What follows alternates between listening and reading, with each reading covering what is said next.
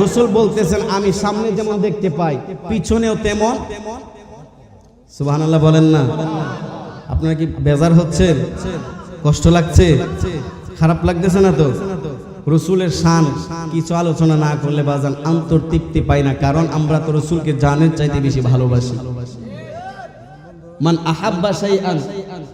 আহাব্বা শাইআন আকসারু যিকরা, যে বস্তুর প্রতি যার ভালোবাসা হয় সে প্রায় তার আলোচনা করে থাকে, ঠিক কিনা বলেন না? আমরা তো রসুলের জন্য জান দিতে প্রস্তুত, ঠিক কিনা? রসুলের জন্য আমরা জীবন উৎসর্গ করে দিতে চাই, কথা বলেন না? রসুলের জন্য জীবন দিতে রাজি আছি না নাই? জবান খুলে রাজি আছি না নাই? কে কে রাজি আছি? রসুলকে দেখায়া দেন না। নারে তাকবীর, নারে রিসালাত, নারে গাউসিয়া, আহলে সুন্নাত ওয়াল জামাত। রসুল খুশি হয়ে যাবে।